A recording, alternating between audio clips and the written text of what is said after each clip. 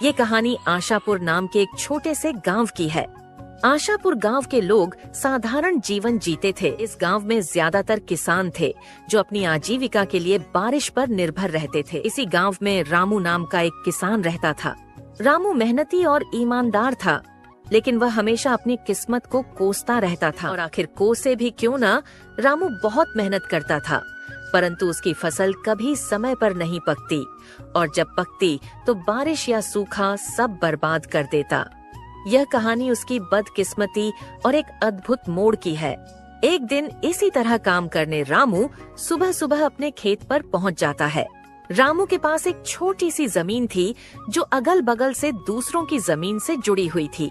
रामू जब अपने खेत पर पहुंचा तो वो देखता है उसके अलावा अगल बगल के खेतों पर काम करने कोई भी नहीं आया है। ये क्या अब तक कोई नहीं आया? लगता है किसी को कुछ पड़ी ही नहीं है। चलो, अब इनके लिए तो मैं कुछ नहीं कर सकता, पर कम से कम अपने खेत का काम तो कर सकता हूँ। फिर रामू कुदाल लेकर अपने खेत पर काम करने लगता है। काम करते करते सुबह की दोपहर हो जाती है, पर रामू अपने काम करने में इतना व्यस्त था कि उसे तो समय का पता ही नहीं लगता है। तभी थोड़ी देर में उसकी पत्नी गौरी उसके लिए खाना लेकर आती है। सुनते हो, आओ आकर खाना खा लो। गौरी की आवाज सुनकर रामू को समझ आता है कि दोपहर हो गई है। अरे ये क्या दोपहर हो गई? समय का तो पता ही नहीं चला। चलो, अब गौरी खाना लेकर आ गई है तो खाना खाकर थोड़ी देर आराम करके फिर काम करता हूँ। रामू गौरी के साथ खेतों के पास वाले पेड़ के नीचे बैठकर खाना खाने लगता है। क्या हुआ जी? लगता है आज कुछ ज्यादा ही थक गए हो। हाँ, आज सुबह से लगातार खेतों पर काम कर रहा था। सुबह की दोपहर हो गई, पता भी नहीं चला। तो आपने थोड़ी देर आराम क्यों नहीं किया? मैं क्या करता, अगल बगल के खेतों पर कोई काम करने आया ही नहीं, तो मुझे लगा अभी दोपहर होने में समय है, इसलिए मैं भी लगा रहा। वो तो तुम आई तो पता चला कि दोपहर हो गई। क्या हुआ, अब तक कोई आया क्यों नहीं खेतों पर काम करने? वही तो, इन लोगों का ही सही है, जब मर्जी आते हैं, जब मर्जी जाते हैं। और एक मैं हूं जो इतनी मेहनत करता हूं, फिर भी पता नहीं कैसी किस्मत है मेरी, जो हमेशा कोई ना कोई बहाने से मेरी मेहनत बर्बाद कर ही देती है। रामू को इतने परेशान देखकर गौरी उसे दिलासा देने की कोशिश करती है। आप इतना क्यों दुखी हो रहे हो? आपको पता है ना, आप मेहनत करते हो तो बस, किस्मत को क्या कोसना। आज आपकी किस्मत साथ नहीं दे रही है, पर क्या पता कल आपकी किस्मत आपका साथ देने लगे। हाँ गौरी, पर ये कल कब आएगा? कब मेरी किस्मत मेरा साथ देने लगेगी? मैं जब सोचता हूँ कि इस बार कोई परेशानी नहीं होगी, तो फिर कहीं ना कहीं से कोई ना कोई परेशानी आ ही जाती है। कभी कभी तो मुझे लगता है कि विधाता को भी मुझे परेशान करने मजा आता है। आप निराश मत होइए। देखिए, आप बस अपने मेहनत पर ध्यान दीजिए। मुझे पूरा भरोसा है कि आज नहीं तो कल आप खुद मुझे कहेंगे कि लगता है किस्मत मेरा साथ दे रही है। देखते हैं गौरी, ये समय कब आता है। रामू को खाना खिलाकर गौरी वहाँ से चली जाती है और रामू फिर से अपने खेत में काम करने लगता है। रामू अपने खेत में काम कर ही रहा होता है, तभी वहाँ बगल वाले खेत का मालिक हरि आता है। रामू को काम करता देख हरि उसे आवाज लगाता है। और रामू भाई, क्या हाल है? लगता है आज कुछ जल्दी ही आ गए थे खेत पर काम करने। जल्दी जल्दी कैसी हरि भाई, दोपहर हो चुकी है। तुम आज कुछ ज्यादा ही देर से आए हो। हाँ भाई, आज थोड़ा देर से उठा था तो सोचा दोपहर का खाना खाकर ही जाता हूँ खेत पर तुम्हें क्या हुआ है रामू भाई? खेत को देखकर लग रहा है तुम्हारा पूरा काम हो गया है, पर तुम्हारे चेहरे को देखकर लग रहा है काम अब तक शुरू भी नहीं हुआ है। नहीं भाई, ऐसी कोई बात नहीं है, वो बस अपनी किस्मत को लेकर थोड़ा परेशान था। अरे रामू भाई, कब तक अपनी किस्मत को कोसते रहोगे और कब तक किस्मत के भरोसे चलते रहोगे? अब किस्मत को कोसू नहीं तो क्या करूं भाई?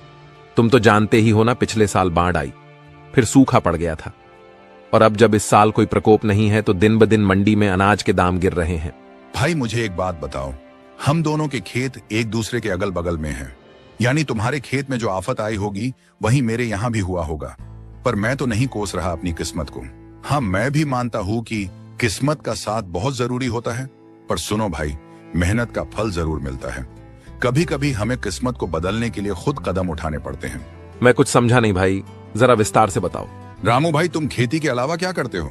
रामू हरि का ये प्रश्न सुनकर थोड़ा चौंक जाता है। उसे लगा कि शायद हरि के पास कोई ऐसी बात है जो उसकी समस्या का समाधान कर सकती है। हरि भाई, मेरे पास खेती के अलावा और कोई काम नहीं है। मेरे पिता और दादा भी यही करते थे। पहले दादा की जमीन पिताजी को मिली थी, और अब मुझे, तो हम हमेशा से अपनी जमीन पर ही निर्भर रहे हैं। देखो भाई, वो पहले का समय था जब खेती किसानी से तुम अपना और अपने घर वालों का पालन पोषण कर सकते थे, पर अब तुम्हें उसके अलावा भी कुछ करना पड़ेगा। हरि भाई, खेती के अलावा क्या करूं?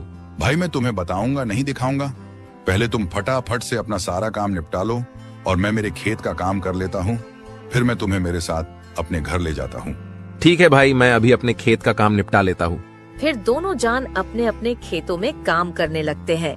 रामू ने अपने खेत का काम सुबह जल्दी आकर शुरू किया था, इसीलिए उसका काम जल्दी हो जाता है। रामू अपने खेत का काम करके हरि के खेत के पास जाकर खड़ा हो जाता है और हरि को काम करता देख मन ही मन सोचता है, हरि भाई की मदद कर देता हूँ ताकि उनके साथ उनके घर जाकर पता कर सकूं कि वो क्या दिखाना चाहते हैं। हरि भाई रुको, मैं आपकी मदद कर देता हूँ ताकि आपका भी काम जल्दी हो जाए।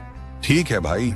फिर क्या था, रामू भी हरि के खेत में उसके काम में मदद करने लगता है। रामू के मदद करने की वजह से हरि के खेत का काम भी जल्दी हो जाता है। धन्यवाद रामू भाई, आपकी वजह से आज मेरे खेत का काम जल्दी हो गया। धन्यवाद किस बात का भाई, आप भी तो मेरी मदद करने वाले हो, तो मेरा भी तो फर्ज बनता है आपकी मदद करना। हाँ भाई, चलो मेरे घर चलते हैं। फिर दोनों जान वहाँ से हरि के घर की तरफ चले जाते हैं। चलते चलते दोनों हरि के घर के पास पहुँच जाते, पर घर में जाने से पहले हरि रामू को बाहर ही रोक लेता है।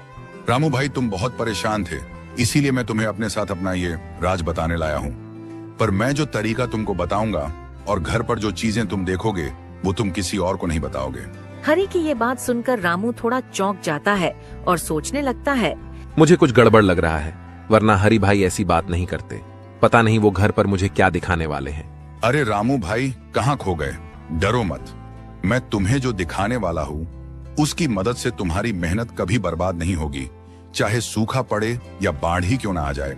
रामू थोड़ा परेशान तो हो जाता है, पर फिर भी वो हरि के साथ उसके घर में जाता है। रामू हरि की बातों से थोड़ा परेशान तो था, परंतु हरि के घर के अंदर का साजो सामान देखकर रामू की परेशानी और बढ़ जाती है। बाप रे बाप, इतना सारा सामान।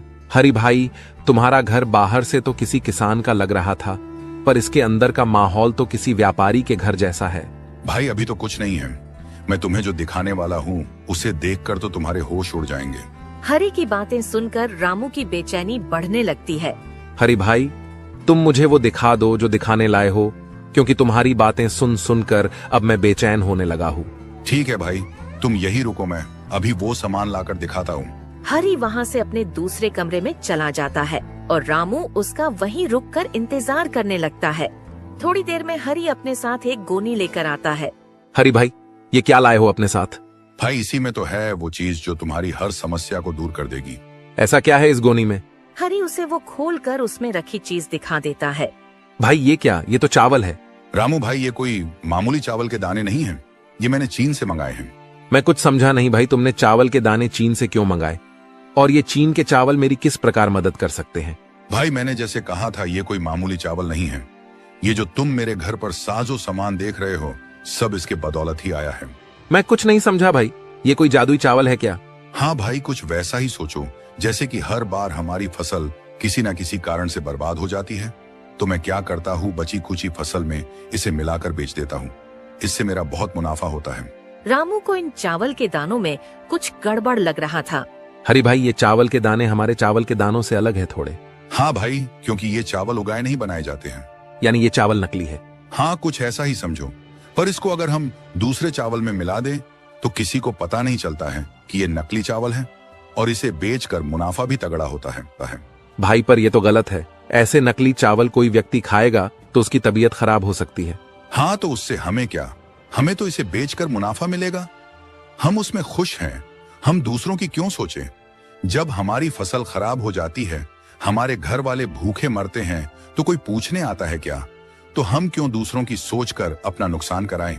नहीं भाई, ये गलत है। मैं अपने फायदे के लिए किसी की जान से नहीं खेल सकता, भले ही मैं कितनी भी तकलीफ में क्यों ना रहूं, पर मैं किसी और के जान के साथ खिलवाड़ नहीं कर सकता।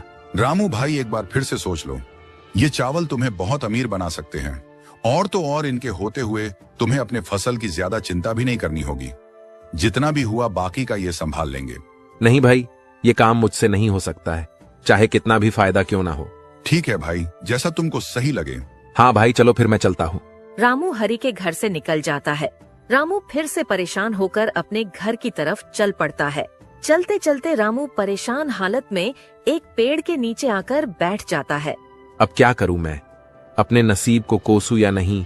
कुछ देर पहले तक लग रहा था कि मुझे कोई नई राह मिल जाएगी जो मेरी किस्मत को बदल देगी, पर आखिर हुआ वही, फिर मेरी किस्मत दगा दे गई। अब मैं क्या करूं? आखिर कब तक इस किस्मत को कोस के काम होगा मेरा? रामू परेशान होकर पेड़ के नीचे अपने आप से बात कर रहा होता है। तभी वहाँ पास से एक साधु बाबा गुजर रहे होते हैं और रामू को इतने परेशान देखकर बाबा उसके पास चले जाते हैं। क्या हुआ बेटा, इतने परेशान क्यों हो? कोई तकलीफ है क्या? रामू बाबा को देखकर चौंक जाता है। नहीं बाबा, कोई परेशानी नहीं है। देखो बेटा, मुझसे छुपाकर क्या करोगे? तुम्हारी शक्ल बता रही है कि तुम बहुत परेशान हो। कोई तकलीफ है तो मुझे बताओ, शायद मैं तुम्हारी कोई मदद कर सकूं। बाबा की ये बात सुनकर रामू सोचने लगता है। इतना तो परेशान हूं और अब कोई रास्ता तो नजर नहीं आ रहा है। एक बार बाबा से बात करके देखता हूँ, शायद वो कोई उपाय बता दे। क्या सोच रहे हो बेटा? बोलो, क्या परेशानी है? एक परेशानी तो है बाबा, मैं मेरी किस्मत से परेशान हूँ। मुझे ऐसा लगता है वो मेरा साथ कभी नहीं देती है। क्यों बेटा, तुम्हें ऐसा क्यों लगता है?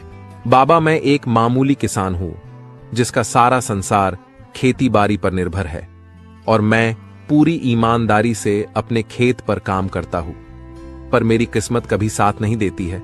कभी बारिश मेरी फसल खराब कर देती है, कभी सूखा पड़ जाता है और किसी साल फसल बच गई तो उस साल मंडी में फसल की दाम कम हो जाती है। बेटा, तो तुम किसानी के अलावा कुछ करने की क्यों नहीं सोचते हो? बाबा, मेरे पुश्ते किसानी ही करते आ रही है और फिर मैं किसानी कैसे छोड़ दूं? और किसानी छोड़ना तो कोई तरीका नहीं है ना बाबा। इसी तरह अगर हर किसान परेशान होकर किसानी छोड़ दे तो लोग तो भूखे मर जाएंगे। हाँ बेटा, यही तो सोचकर तुम्हें और मेहनत करनी होगी। बाबा, मैं मेहनत करने से पीछे नहीं हटता, पर आखिर मेरा भी घर परिवार है। मुझे मेरे अलावा उनका भी देख सोचकर चलना पड़ता है। बेटा, तो जिस तरह तुम परेशान हो उसी तरह तुम्हारे साथ वाले किसान भी तो परेशान होंगे ना। तो तुम सारे मिलकर कोई उपाय ढूंढो। शायद सारे लोग मिलकर कुछ सोचे तो तुम सभी की समस्या दूर हो जाए। बाबा, मेरे अगल बगल वाले में से तो कुछ ने दूसरा रास्ता चुन भी लिया है, खेती से पैसे बनाने का। बेटा, तो तुम उनसे पूछो और उनका तरीका अपना कर देखो, शायद तुम्हारा भी काम बन जाए। नहीं बाबा, मैं वो रास्ता नहीं चुन सकता, मुझे वो सही नहीं लगा। क्यों बेटा, ऐसा क्या कर रहे हैं वो जो तुम्हें सही नहीं लग रहा है? बाबा की ये बात सुन रामू सोचता है। अब क्या करूं बाबा को हरी भाई वाली बात बता दूं? किस तरह वो लोगों की जान के साथ खिलवाड़ कर रहे हैं? बता देता हूं, पर हरी भाई का नाम नहीं लूंगा क्योंकि आखिर वो मेरी मदद करने की कोशिश ही कर रहे थे। हाँ बाबा, मेरे जान पहचान में एक किसान भाई बहुत गलत काम कर रहे हैं। क्या गलत कर रहे हैं, जरा मुझे भी बताना तो। बाबा, आज मैं सुबह उनसे मिला था और आपकी तरह मुझे परेशान देखकर उन्होंने भी मेरी मदद करने की सोची। उनकी भी खेती का काम है जो हर साल मेरे तरह कुछ ना कुछ कारणों से खराब हो जाती थी, तो उन्होंने एक नया उपाय सोच लिया है बचे कुचे अनाज के साथ पैसे कमाने का। ऐसा क्या करते हैं बेटा वो बचे हुए अनाज से? बाबा, उन्होंने चीन से चावल मंगा लिया है और वो उन्हें अपने बचे हुए चावल के दानों में मिला देते हैं, जिसे बेचकर वो बहुत पैसे कमा रहे हैं। हाँ, तो बेटा इसमें क्या गलत है? तुम भी चीन से मंगा लो और उनके ही तरह बेचो। नहीं बाबा, आप शायद समझे नहीं। वो चावल जो चीन से मंगाते हैं वो मामूली चावल नहीं है, क्योंकि उन्हें उगाया नहीं बनाया जाता है। रामू की ये बात सुनकर बाबा चौंक जाते हैं। क्या कहा बेटा? चावल जिन्हें उगाया नहीं बनाया गया है, यानी वो नकली चावल है? हाँ बाबा, वो चावल नकली होते हैं और उन्हें अगर अपने चावल के दानों में मिला दो तो पता ही नहीं चलता कि नकली कौन सा है और असली कौन सा। बेटा, पर ये नकली चावल तो लोगों की जान ले सकते हैं ना। हाँ बाबा, इसीलिए तो मैंने वो रास्ता नहीं चुना, क्योंकि मैं अपने फायदे के लिए किसी की जान नहीं ले सकता, भले ही इसके लिए मुझे और कितना भी परेशान क्यों ना होना पड़े। वाह बेटा, क्या खूब बात कही तुमने। तुमने अच्छा किया वो रास्ता नहीं चुनकर, क्योंकि अभी तो तुम्हें शायद फायदा हो भी जाता, पर बाद में तुम्हें तुम्हारी गलतियों पर पछताना पड़ता। हाँ बाबा, मेरा भी परिवार है। अगर मैं ये गलत काम करूंगा तो कल मेरे परिवार के साथ भी कुछ गलत हो सकता है। हाँ बेटा, हमारी गलतियों की सजा कभी कभी हमारे परिजनों को भी भुगतनी पड़ती है। बाबा, अब आप ही बताइए, आखिर मैं क्या करूं? मेरी किस्मत के तारे में कैसे सुधारूं? आखिर मेरा भी परिवार है, मुझे उनका भी तो सोचना पड़ेगा। बाबा बेटा, तुम मेरा एक काम करो तो मैं तुम्हें इस समस्या से बाहर निकलने में मदद करूंगा। बोलिए बाबा, मैं क्या करूं? मैं आपके सारे काम करने तैयार हूं, बस आप मुझे इस समस्या से बाहर निकालिए। बेटा, तुम्हें कुछ ज्यादा नहीं करना है। तुमने कहा ना तुम्हारा भी परिवार है, तो तुम्हें बस उनसे जाके ये चीन के चावल वाली बात बतानी है, क्योंकि तुमने अपना सोचकर मना कर दिया। पर क्या तुमने अपने परिवार वालों से पूछा इस बारे में? नहीं बाबा, नहीं पूछा किसी से भी। तो एक बार उनसे पूछकर देखो उनका इस बारे में क्या कहना है। फिर कल सुबह तुम मुझे यही मिलना, मैं तुम्हारा इंतजार करूंगा। ठीक है बाबा, मैं मेरी पत्नी से इस बारे में बात करके आपको कल सुबह यही मिलता हूँ। फिर क्या था, रामू वहाँ से अपने घर के लिए निकल जाता है। रामू घर पहुँचते ही सबसे पहले अपनी पत्नी गौरी को आवाज लगाकर बुलाता है। गौरी, मैं खेत से आ गया हूँ, जरा यहाँ आना, तो तुमसे एक जरूरी बात करनी है। रामू की आवाज सुन गौरी वहाँ आती है। हाँ बोलिए, आपने मुझे बुलाया? हाँ, मुझे तुमसे कुछ जरूरी बात करनी थी। बोलिए, क्या बात करनी है? गौरी, तुम तो जानती हो हमारी खेती से कुछ समय से हमें कोई मदद नहीं मिल रही है। हाँ, आज दोपहर को तो आप बता रहे थे, वही ना? हाँ गौरी, वही। पर आज तुम्हारे जाने के बाद मेरे साथ एक घटना हुई जिसके बारे में मुझे तुम्हें बताना है। आज जब तुम चली गई, तुम्हारे जाने के बाद वहां मेरे एक किसान भाई आए और मुझे परेशान देख उन्होंने मुझे मेरे परेशान होने का कारण पूछा। तो मैंने सारी बात बता दी। पर गौर करने की बात यह है कि जो हाल मेरा था कुछ वैसा ही हाल उनका भी था, पर उन्होंने इस परेशानी से निकलने का एक रास्ता ढूंढ लिया है। क्या बात है? कौन है वो? और आप उनसे वो तरीका क्यों नहीं पूछते? इससे आपकी भी समस्या दूर हो जाएगी। कौन है वो मत पूछो, मेरे एक शुभ चिंतक ही समझ लो। पर पहले तुम मेरी पूरी बात सुन लो। मैंने जब उनको अपनी समस्या बताई तो उन्होंने उससे निकलने का रास्ता तो बताया, पर वो रास्ता थोड़ा अटपटा है। अटपटा? ऐसा कैसा तरीका है, मुझे बताइए जरा, मैं भी तो सुनो। जैसे मेरी फसल कभी बारिश की वजह से खराब हो जाती थी तो कभी सूख जाती थी, वैसे ही उनकी भी हालत थी। पर अब वो चीन से चावल मंगाते हैं। क्या कहा? चीन से चावल? हाँ गौरी, वो चीन से चावल मंगाते हैं और फिर उनको अपने पास बचे हुए चावल के दानों में मिला देते हैं और बाजार में बेचते हैं। इससे उन्हें बहुत फायदा होता है और किसी को नहीं समझता कि असली कौन सा है और नकली कौन सा। रामू की ये बात सुनकर गौरी थोड़ा आश्चर्य में पड़ जाती है। मैं कुछ समझी नहीं, असली चावल नकली चावल? हाँ गौरी, चीन से लाए हुए चावल नकली चावल होते हैं। उन्हें उगाया नहीं बनाया जाता है और वो काफी सस्ते मिलते हैं। उन्हें सस्ते में लाओ और अच्छा मुनाफा कमाओ। पर नकली चावल तो खाने में जानलेवा साबित हो सकते हैं, तो ये तो बहुत गलत बात है, अपने मुनाफे के लिए किसी की जान लेना। हाँ, मुझे भी ये गलत लगा तो सोचा एक बार तुम्हारी भी राय लेकर देख लेता हूँ, क्योंकि मेरी इस परेशानी से तुम भी तो परेशान हो और सिर्फ मेरे मना करने से अच्छा है एक बार तुम्हारी भी राय लेना मुझे सही लगा। नहीं जी, हम एक बार के लिए भूखे सो जाएंगे, पर किसी के साथ ऐसा धोखा करके पैसे कमाना बहुत गलत होगा। आज हम चैन से सो जाएंगे, पर कल उन गलतियों का भुगतान हमें किसी न किसी तरह चुकाना ही पड़ेगा। गौरी की ऐसी बातें सुनकर रामू बहुत भावुक हो जाता है। वाह गौरी, मुझे आज तुम पर बहुत नाज हो रहा है, क्योंकि तुम भी बिल्कुल मेरी तरह सोच रही हो। चलिए ये सब बातें छोड़िए, इन गलत बातों को अपने ऊपर हावी मत होने देना। आप और मेहनत कीजिए, देखना बहुत जल्द आपको कामयाबी मिलेगी। फिर क्या था, गौरी की ऐसी बातों ने रामू का हौसला और बढ़ा दिया था। फिर अगली सुबह रामू बाबा से मिलने अपने घर से निकलता है। रामू जब वहाँ पहुँचता है तो बाबा वहाँ नहीं होते हैं और बाबा को वहाँ नहीं पाकर वो थोड़ा मायूस हो जाता है। ये क्या, बाबा तो यहाँ नहीं है? अब क्या, कहाँ से मिलेगा मुझे मेरी परेशानी का हल? रामू अभी अपने आप से बातें कर ही रहा होता है, तभी बाबा अचानक से प्रकट हो जाते हैं। आ गए बेटा तुम। बाबा को अचानक से प्रकट होता देखकर रामू थोड़ा डर जाता है और अपने मन में सोचने लगता है, बाप रे बाप, ये तो कोई मायावी बाबा लग रहे हैं। अभी के लिए मेरा यहाँ से निकलना ही सही रहेगा। अरे बच्चा, डरो मत, ये तो मेरी एक छोटी सी शक्ति है, मैं कोई मायावी नहीं हूँ। नहीं बाबा, मैं डरा नहीं था, बस थोड़ा चौंक गया था। बोलो बेटा, क्या तुमने वो काम किया जो मैंने तुमसे कहा था? हाँ बाबा, मैंने मेरे पत्नी से उन चीन के चावल के बारे में बात की और उसे ये भी बताया कि इनसे हमें बहुत फायदा होगा, पर उसकी सोच पूरी मेरी तरह है। उसने भी ये गलत काम करने से मना कर दिया। उसने तो ये तक कहा कि हम एक समय पर भूखे रह सकते हैं, पर किसी के साथ इस तरह धोखा करके पैसे नहीं कमा सकते। रामू की ये सारी बातें सुनकर बाबा बहुत प्रसन्न होते हैं। ये तो बहुत अच्छी बात है बेटा कि तुम्हारी घर वाली की सोच बिल्कुल तुम्हारी तरह है।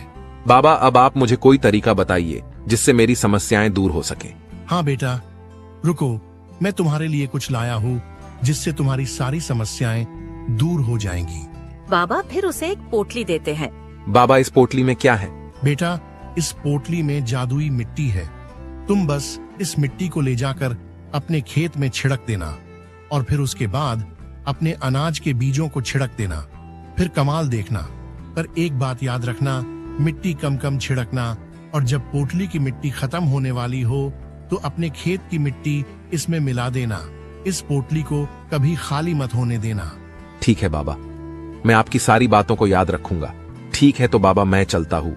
रामू फटाफट से जाकर अपने खेत में मिट्टी छिड़क देता है।